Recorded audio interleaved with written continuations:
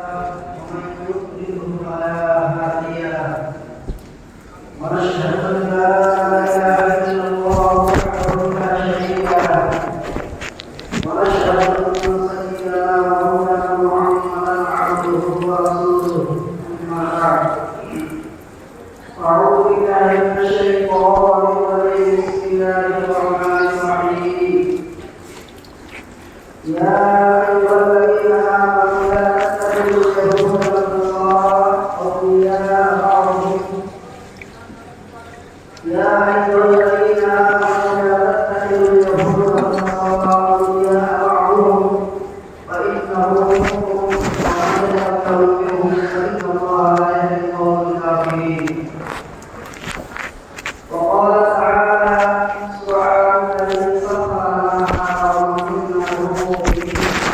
وقال النبي صلى الله عليه وسلم وقال الله تعالى في مقام آخر سبحان الذي أسرى بعبده ليلا من المسجد الحرام إلى المسجد الأقصى الذي باركنا حوله لنريه من آياتنا إنه هو السميع البصير.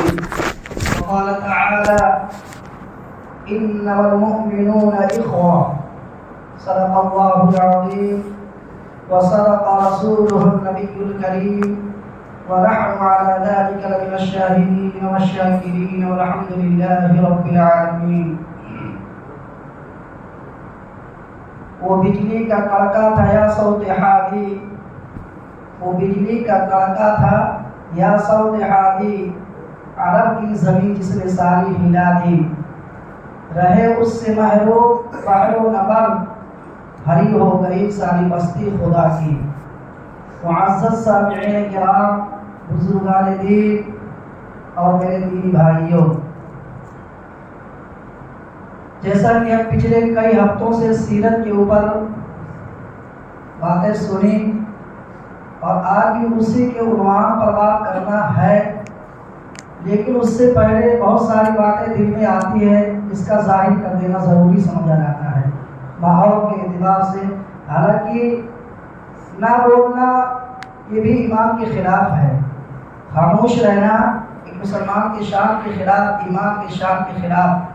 اس لیے کہ اللہ تبارک و تعالیٰ نے قرآن مجید کے اندر فرمایا انما المؤمنون اخوہ، تمام مسلمان بھائی بھائی ہیں. ایک آدمی مشرق میں رہتا ہے اور ایک آدمی مغرب میں رہتا ہے، یا ایک آدمی شمال میں رہتا ہے اور ایک آدمی جنوب میں رہتا ہے. اگر مشرق میں رہنے والے آدمی کے سر میں درد ہو، مسلمان کے سر میں درد ہو، تو مغرب والے آدمی کو بے چین ہونا چاہیے، میرے بھائی کے سر میں درد ہو رہا ہے. ہم پوری دنیا کے مسلمانوں کا حال یہ ہے، ایک جسم کی طرح ہے. جیسے پیر کے ناخون میں اگر کوئی تکلیف ہو، پیر کے ناخون میں اگر تھوڑی سی تکلیف پہنچتی ہے تو پورا جسم بے چین ہو جاتا ہے. حالانکہ تکلیف پیر کے ناخون میں اور معمولی سی تکلیف، لیکن اس کا اثر دل پہ بھی ہو جاتا ہے، دماغ پہ بھی ہو جاتا ہے، پورا جسم بے چین ہو جاتا ہے. کیا ہوا بھائی؟ پیر میں تکلیف لگی ہے، پیر میں لگی ہے تو پیر کو بے چین ہونا چاہیے، پورا جسم کیوں بے چین ہو؟ جس طرح یہ مثال ہے، اسی طرح پوری دنیا کے مسلمانوں کا حال کہ اگر کہیں پر کسی مسلمان کو کوئی تکلیف ہو تو پوری دنیا کے مسلمانوں کو بے چین ہونا چاہیے. ہمارا بھائی ہے، ہمارا بھائی ہے، مسلمان ہے، ایمان کا رشتہ ہے، کچھ بھی کرے کہیں بھی رہے لیکن مسلمان تو ہے. میں نے کہا نا میرا موضوع تو سیرت کے اوپر تھا، لیکن دل میں بہت ساری باتیں آتی ہیں جس کو کہا جائے. جیسے آج کا جو ماحول چل رہا ہے، آج کا کیا بہت دنوں سے چل رہا ہے، کبھی کہیں کہ مسلمانوں کو نشانہ بنایا جا رہا ہے، کبھی کہیں کہ مسلمانوں کو نشانہ بنایا جا رہا ہے، اور ہمارے ہی مسلمان بھائی کہتے ہیں کہ مسلمانوں نے غلط کیا ہے. آج جو کچھ ہو رہا ہے، ہم ہی اور آپ کہتے ہیں کہ مسلمانوں نے جو کچھ کیا غلط کیا. ارے آپ پہلے حقیقت تو سمجھو، فیصلہ اتنی جلدی کیوں کر دیتے؟ کون غلط کیا کون سچ کیا اندر گھسو. ہم تو بس کھائے پیے آرام کیے، اپنے کاروبار سے مطلب، نہ دنیا سے مطلب، نہ دین سے مطلب، نہ چل رہی ہے گاڑی چل رہی ہے. میرے دوستو، اگر وہ آج خون کے آنسو رو رہے ہیں، اگر آج وہاں کی عورتیں بیوہ ہو رہی ہیں، بچے یتیم ہو رہے ہیں، تو اللہ نہ کرے وہ وقت ہمارے اوپر بھی آئے گا۔ میں نے اپنی آنکھوں سے دیکھا، ابھی چند سال پہلے کیا دنیا کا حال تھا۔ ہم کہہ رہے تھے وہاں لاک ڈاؤن لگا، یہاں تھوڑی ہو رہا ہے، فلاں جگہ لاک ڈاؤن لگا، یہاں تھوڑی ہوا۔ حالات ایسے ہوئے کہ پوری دنیا اس میں تباہ ہوئی۔ تو ہم یہ نہ سوچیں وہ تو بہت دور ہے، یا وہاں کے لوگ جانیں جو چیز وہاں ہو رہی ہے یہاں بھی ہو سکتی ہے۔ یہ بات اور ہے کہ ہم کیا کریں اس کے بارے میں، ہم تو وہاں جا نہیں سکتے۔ اقوام متحدہ کے قوانین میں ہم جڑے ہوئے ہیں، بغیر ویزا پاسپورٹ کے ہم کہیں نہیں جا سکتے ہیں، وہاں نہیں جا سکتے ہیں، کم سے کم یہاں رہ کر بھی ہم کو کچھ کرنا چاہیے۔ اب کیا کرنا چاہیے؟ ہمارے علماء کرام کی طرف سے آتا ہے، ہم کو یہ نہیں کرنا کہ چندہ کرنا ہے، فلسطین والوں کے لیے چندہ کر کے بھیجنا ہے، کپڑے بھیجنا ہے، کھانے بھیجنا ہے، اللہ بہت کچھ دیا ہے۔ اور وہاں کے معصوم بچوں کی آواز ہے، فلسطین کی ایک 8 سالہ بچی اپنی خبر دے رہی ہے، 8 سال کی بچی، کہ میں نے اپنی آنکھ سے اپنے باپ کا جنازہ دیکھا، اپنی ماں کا جنازہ دیکھا، اپنے بھائی کا جنازہ دیکھا، مجھے یہ سب کچھ برداشت ہے، لیکن مسجد اقصی میرے ہاتھ سے چلی جائے ایسا ہو ہی نہیں سکتا ہے۔ 8 سال کی بچی کا یہ جذبہ ہے۔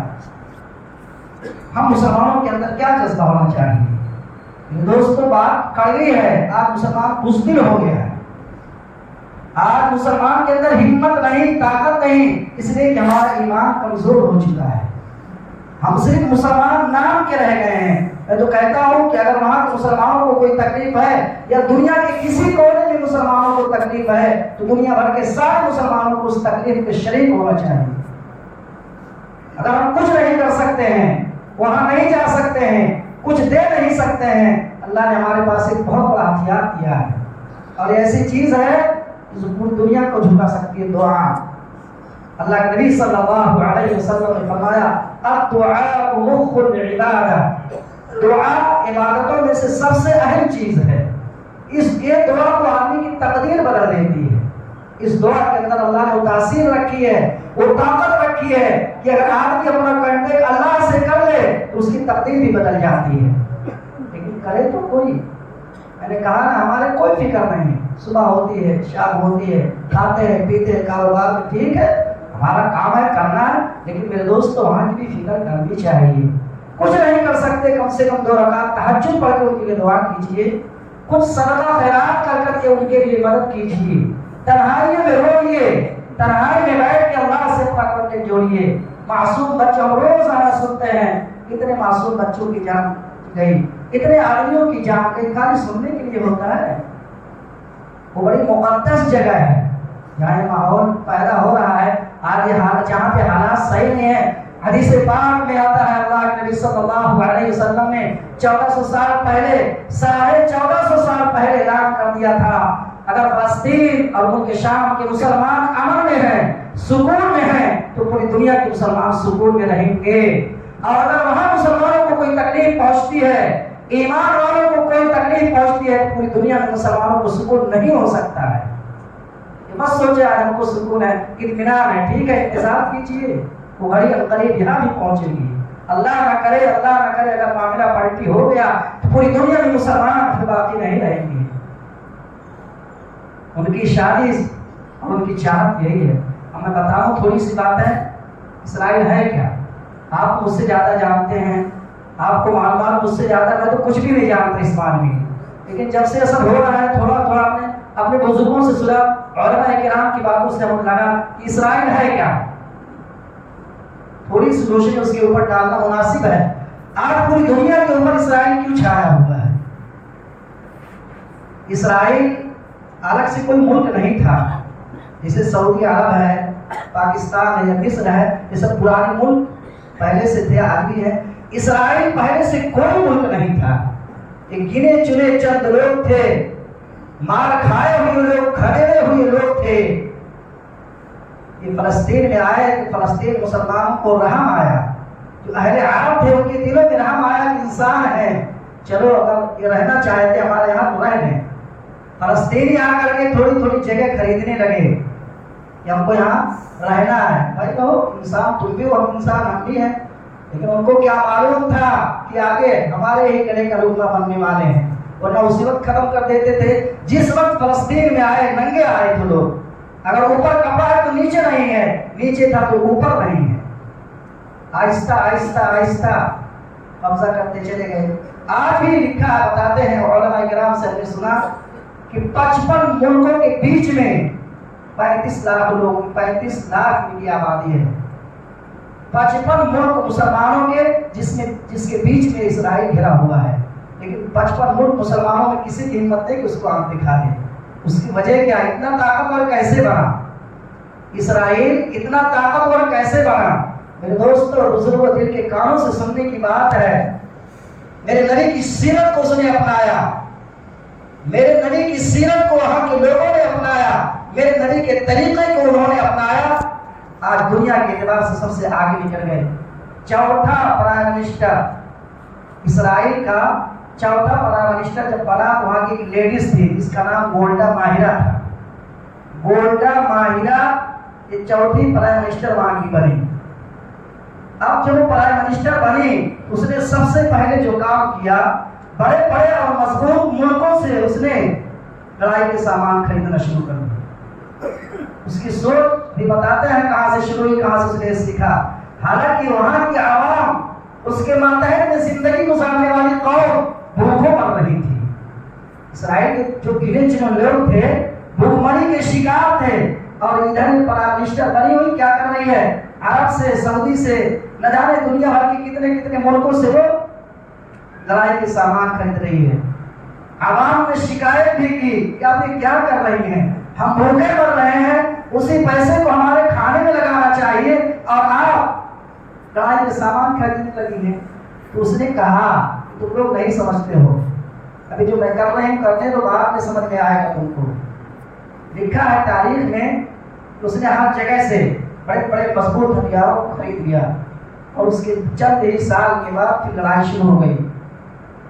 مسلمان ممالک سے وہ چھوٹی سی جماعت ٹکرائی اور 7 سال تک مسلسل لڑائی ہوتی رہی. 7 سال کے بعد اس چھوٹی سی قوم اسرائیل کو غلبہ حاصل ہو گیا. اس وقت گولڈا ماہرہ نے اپنی عوام کو بلایا اور کہا کہ دیکھو، اس لیے میں تم کو بھوک میں رکھا، ننگے رکھا، لیکن آج غلبہ ہمارا ہو گیا ہے. اتنے سارے ممالک مسلمان کے ہیں لیکن سب کو میں نے پیچھے چھوڑ دیا. آج جنگ میں ہم جیت گئے ہیں. تو سوال کرنے والے نے کہا کہ تم نے سیکھا کہاں سے؟ کہنے والے نے کہا اس گولڈا ماہرہ کو کہ تم نے یہ بات سیکھی کیسے؟ تو لکھتی ہے کہ میں جب پڑھائی کرتی تھی تو میرے اسکول میں کوئی ایک گھنٹہ ایسا تھا جس میں نبی صلی اللہ علیہ وسلم کی سیرت پڑھائی جاتی تھی. محمد صلی اللہ علیہ وسلم کی اسکول میں سیرت پڑھائی جاتی تھی. تو ایک جگہ پر میں نے پڑھا کہ اللہ کے نبی صلی اللہ علیہ وسلم کے پاس 9 تلوار تھی. وہ کہہ رہی ہے، اسرائیلی کہہ رہی ہے کہ میں نے آپ کی زندگی پر جب غور کیا، ریسرچ کیا تو پتہ یہ لگا کہ آپ کے پاس 9 تلوار. جب میں نے آپ کے کپڑوں کو دیکھا تو چند کپڑے معمولی تھے. آپ صلی اللہ علیہ وسلم کے چند کپڑے تھے، اس کے مقابلے میں لڑائی کے سامان زیادہ تھے. کھانے پینے کا حال تو ہم سب کو معلوم ہے، ایک ٹائم بھوکے ہیں تو دوسرے ٹائم کھانا کھائیں. تو اس نے دماغ لگایا، آپ صلی اللہ علیہ وسلم کھانے پینے یا پہننے کے اوپر محنت نہیں کی. محنت اگر کی تھی تو تلواروں کے اوپر تاکہ آئندہ ہم اپنا دفاع کر سکیں دشمنوں سے. آپ صلی اللہ علیہ وسلم جب تلوار لے کے نکلتے تھے تو دشمن پر روک طاری ہو جاتا تھا. آپ کے صحابہ کو جب دیکھتے تھے لوگ لیکن لڑائی کے جنگ جیت جاتے تھے. تو اس نے وہاں سے دماغ لگایا تھا کھانے پینے میں تو جو جائے گا فضول جائے گا، پہننے اوڑھنے میں جو جائے گا فضول ہوگا، لیکن اگر ہمارے پاس ہتھیار ہے تو پوری دنیا کو ہم اپنے قبضے میں لے لیں. آج یہی ہے، چھوٹا سا ملک لیکن پوری دنیا کو ڈرائے ہوئے ہے. اس کی کوئی حقیقت نہیں، پرانا ملک نہیں. 1947 جب 29 سال ہندوستان آزاد ہوا اسی سال سے اس کی تھوڑی سی ترقی ہونے لگی تھی. 47 میں آزادی ہوئی، 48 میں اس کی تھوڑی سی آزادی شروع ہو گئی، وہیں سے بڑھنے لگا. آج حال یہ ہو گیا ہے کہ پوری دنیا پہ قبضہ کرنے کے لیے تیار ہے. وہ مقدس جگہ ہے بیت المقدس، جس کی تعریف اللہ کے قرآن میں کئی جگہ کی ہے. فلسطین ایسی جگہ ہے، بیت المقدس ایسی جگہ ہے تو اس کی تعریف قرآن نے کی ہے. اور میرے دوستوں اور بزرگوں، ایک بہت اہم بات وہ ایسی جگہ ہے بیت المقدس کہ وہاں پر ایک ایسی عبادت ادا کی گئی ہے جو نہ مکے میں ادا کی گئی ہے نہ مدینے میں ادا کی گئی ہے، اور ایک مرتبہ ادا کی گئی قیامت تک ادا نہیں کی جا سکتی ہے۔ اب اس جگہ کو وہ مقام حاصل ہے۔ کون سی عبادت؟ کون سی عبادت ہے جو مسجد اقصی میں ادا کی گئی، نہ مدینے کے اندر ادا کی گئی نہ مکہ کے اندر ادا کی گئی، اور جو ایک مرتبہ ادا ہو گئی قیامت تک اب کوئی دوسرا ادا نہیں کر سکتا ہے۔ وہ عبادت تھی میرے دوستو جب میرے اور آپ کے آقا جناب محمد رسول اللہ صلی اللہ علیہ وسلم کو اللہ نے آسمان پہ بلایا تھا۔ تمام انبیاء کی امامت کس نے کی تھی؟ میرے اور آپ کے آقا نے اس مسجد کے اندر کی تھی۔ وہ امامت یا وہ نماز بیت اللہ میں نہیں ہوئی، مسجد حرام میں نہیں ہوئی، مسجد نبوی میں نہیں ہوئی، ہوئی تو کہاں ہوئی؟ بیت المقدس میں ہوئی تھی۔ اور لکھا ہے تفسیر میں کہ اس جگہ پہ 2 مرتبہ نماز پڑھی گئی۔ مشہور تو یہی ہے کہ آپ صلی اللہ علیہ وسلم صرف 1 مرتبہ نماز پڑھائے، اور وہ ایسی عبادت تھی، ایسی جگہ تھی کہ امام بھی نبی اور مقتدی بھی نبی، دوسرا تیسرا کوئی نہیں، تیسرا کوئی تھا اس میں۔ تمام انبیاء کی امامت آپ نے کی، امام بھی نبی اور مقتدی بھی نبی۔ ایک مرتبہ تو آپ نے پڑھائی جب آپ کو اوپر جانا ہوا، جانے سے پہلے ایک مرتبہ 2 رکعت پڑھائی، اور واپس جب آئے سب کو الوداع کرنے کے لیے پھر آپ نے 2 رکعت نماز پڑھائی۔ پھر جو انبیاء علیہ السلام قبروں میں انتقال کر گئے وہ قبروں میں چلے گئے، اور جو حیات تھے وہ آسمان میں، جیسے حضرت عیسیٰ علیہ السلام حیات تھے وہ آسمان میں چلے گئے، باقی تمام انبیاء علیہ السلام اپنے اپنے قبروں میں چلے گئے۔ وہ مقدس جگہ ہے جو آج ہمارے ہاتھوں سے چھینی جا رہی ہے، قیامت تک ایسا نہیں ہو سکتا انشاءاللہ۔ لیکن اگر ہماری بزدلی اور کم ہمتی یہی رہی تو وہ کیا ہماری بھی مسجد چلی جائے، ہمارا گھر بھی چلا جائے گا، جس کے لیے کتنی لڑائیاں لڑی گئی ہیں۔ وہ مقدس جگہ ہے جس کے اندر ہزاروں انبیاء علیہ السلام کی قبریں ہیں۔ جس طرح خانہ کعبہ کی زیارت کے لیے سفر کرنا، مدینہ المنورہ کے لیے سفر کرنا ثواب کا کام ہے، اسی طرح بیت المقدس کا بھی سفر کرنا ثواب کا کام ہے۔ مقدس جگہ ہے، برکت والی جگہ کا خود فرمایا الذی بارکنا حولہ لنریہ من آیاتنا انہ هو السمیع البصیر۔ جب اللہ تبارک و تعالی نے اپنے لاڈلے نبی کو آسمان پہ بلایا تو سفر وہیں سے شروع ہوا تھا، اور وہاں اسی لیے بلایا گیا تھا تاکہ میں اپنے نبی کو دکھاؤں کہ اس کے ارد گرد کتنی برکتیں ہیں۔ وہ برکت والی جگہ ہے۔ مدینہ منورہ کو نعوذ باللہ انکار نہیں کرتے، ہمارے ایمان کا جز ہے، لیکن اللہ نے مسجد مقدس کی تعریف فرمائی ہے۔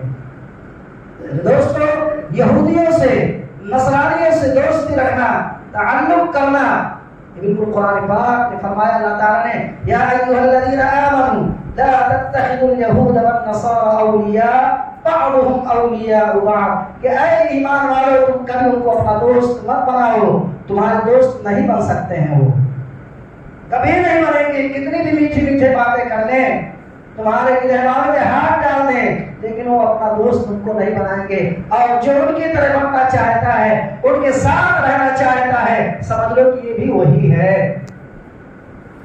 یہ ہیں تھوڑے سے، لیکن ان کے اندر ایک تائیت ہے۔ ہماری طرح 4 بھائی ادھر 4 بھائی ادھر 2 بھائی ادھر نہیں، تھوڑے سے ہیں لیکن ایک تائیت۔ اگر کوئی ہم میں سے نعوذ باللہ یہودی بننا چاہے اور ان کے پاس جائے، جن کو یہودی مذہب اختیار کرنا ہے، نہیں بنائیں گے آپ کو، وہ کہیں گے آپ آئے ہیں ہمارے یہاں کھانا کھائیے، ناشتہ کیجیے، سب کچھ کیجیے، لیکن ہم آپ کو یہودی نہیں بنا سکتے ہیں۔ وہ نسل کے اوپر محنت کرتے ہیں، نسل جو ہوتی ہے اس کے اوپر محنت کرتے ہیں، ہماری نسل یہ بنے۔ ہم کو کبھی نہیں وہ سوچیں گے، یا کسی کو کبھی نہیں سوچیں گے کہ ہمارا جب ہماری طرح آپ کی طرح دعوت نہیں چلاتے ہیں، نہ کسی سے کہتے ہیں ہم تھوڑے سے ہیں، لیکن ہمارے اندر ایک تائیت ہے۔ تو میرے دوستوں، کہنے کا خلاصہ یہ کہ گولڈا ماہرہ نے جو کہا وہ ترقی کیوں ملی ان کو، اور یہ تو صاف بات ہے، قرآن و حدیث کے مطابق جو بھی زندگی گزارے گا، چاہے ایمان والا ہو چاہے غیر ایمان والا ہو، غیر ایمان والا بھی اگر سنتوں کو اپنائے گا، قرآن کو اپنائے گا، تو دنیا میں تو کامیابی اس کو ملے گی۔ آخرت میں ملے نہ ملے، اس لیے کہ جنت میں داخل ہونے کے لیے ایمان شرط ہے، لیکن دنیا میں اس کو کامیابی ملی۔ اور یہ مثال موجود ہے کہ نبی کی سیرت کو میں نے دیکھا، پھر میں نے وہی طریقہ اختیار کیا، آج تمام مسلمانوں کے ملک کو اپنے قبضے میں رکھا ہے۔ آج میرے دوستوں ہم صرف نام لینے کے لیے محمد کے غلام بنے ہوئے ہیں صلی اللہ علیہ وسلم، صرف زبان سے محبت کرتے ہیں، عمل سے ہماری زندگی بالکل خالی ہے۔ ایک وقت تھا کہ آپ صلی اللہ علیہ وسلم کی اطاعت بے جان پتھر بھی کرتے تھے، بے جان درخت بھی آپ کی اطاعت کرتے تھے۔ آج ہم دعویٰ کرتے امت محمدیہ میں داخل ہونے کا، نبی کے امتی ہیں، نبی کے عاشق ہیں، نبی کے محب ہیں، لیکن ہمارا ہر کام سنت کے خلاف۔ لقد كان لكم في رسول الله اسوة حسنة۔ اگر اس دنیا کے اندر کوئی کامیابی چاہتا ہے، دنیا اور آخرت میں کوئی کامیاب ہونا چاہتا ہے کہ میری دنیا کی بھی زندگی کامیاب ہو جائے، آخرت کی زندگی کامیاب ہو جائے، تو نبی کو طریقوں کو اپنا لے۔ دوستو جب تک ہم قرآن و حدیث پہ عمل نہیں کریں گے اسی طرح مار کھاتے رہیں گے۔ میں نے کہا نا ایک وقت وہ تھا کہ جب بے جان درخت بھی آپ کو نبی مانتے تھے۔ ایک مرتبہ آپ صلی اللہ علیہ وسلم باہر نکلے، آپ کے ساتھ حضرت جابر رضی اللہ تعالی عنہ تشریف فرما تھے۔ آپ صلی اللہ علیہ وسلم کو قضاء حاجت کی ضرورت پڑی، استنجا کرنے کی ضرورت پڑی، میدان میں گئے، دیکھا کہیں پردہ ہے ہی نہیں، کہاں میں اپنی ضرورت پوری کروں؟